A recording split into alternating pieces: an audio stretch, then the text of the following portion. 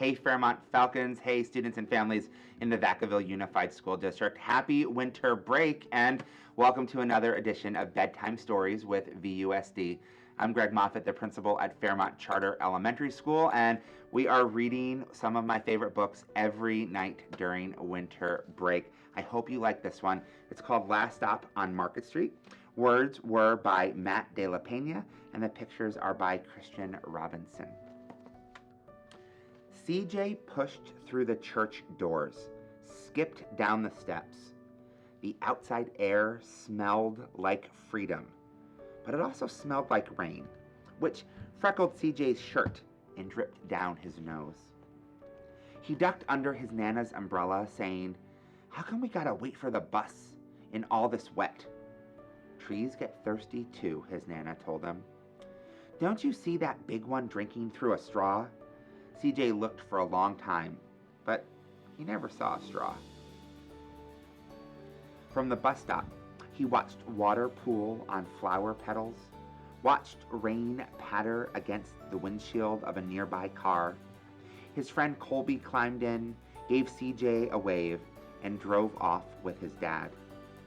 "Nana, how come we don't got a car?" "Boy, what do we need a car for? We got a bus that breathes fire, and old Mr. Dennis, who always has a trick for you."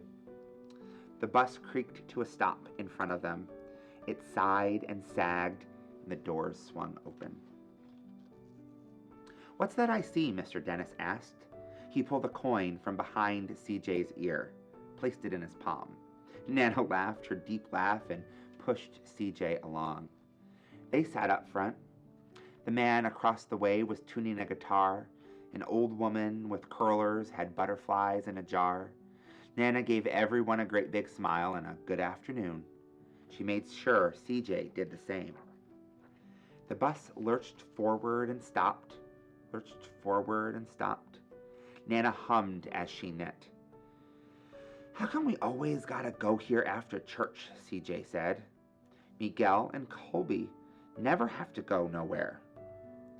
"I feel sorry for those boys," she told him. "They'll never get a chance to meet Bobo or the Sunglass Man, and I hear Trixie got herself a brand new hat." CJ stared out the window, feeling sorry for himself. He watched cars zip by on either side, watched a great group of boys hop curbs on bikes.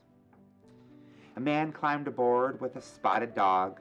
CJ gave up his seat. "How come that man can't see?" "Boy, what do you know about seeing?" Nana told him. "Some people watch the world with their ears." "That's a fact. Their noses too," the man said, sniffing at the air. "That's a mighty fine perfume you're wearing today, ma'am." Nana squeezed the man's hand and laughed her deep laugh. Two older boys got on next.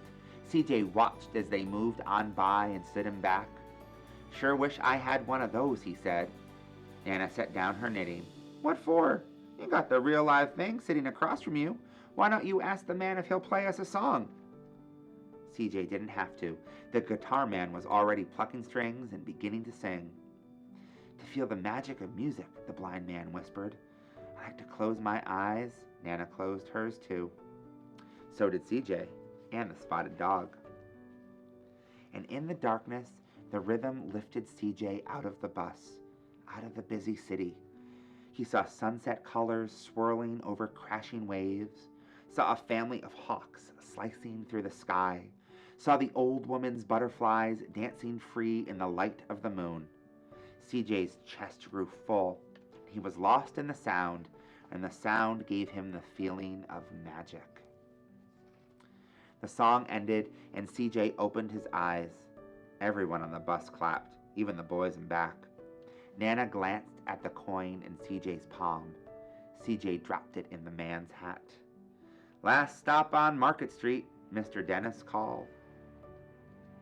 CJ looked around as he stepped off the bus.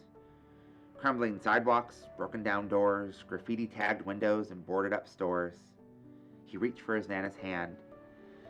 "How come it's always so dirty over here?" She smiled and pointed to the sky. "Sometimes when you're surrounded by dirt, CJ, you're a better witness for what's beautiful. CJ saw the perfect rainbow arching over their soup kitchen. He wondered how his Nana always found beautiful where he never even thought to look. He looked all around them again, at the bus rounding the corner out of sight, and the broken street lamps still lit up bright, and the stray cat shadows moving across the wall. When he spotted their familiar faces in the window, he said, "I'm glad we're here." He thought his Nana might laugh her deep laugh, but she didn't. She patted him on the head and told him, "Me too, CJ. Now come on."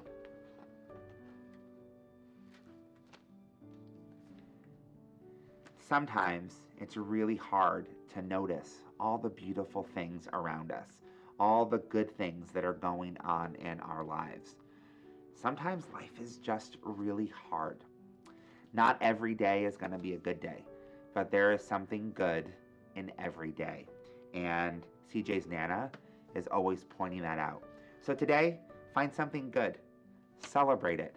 Appreciate something that happened in your day or someone in your family. There's lots of good when we spend some time looking for it.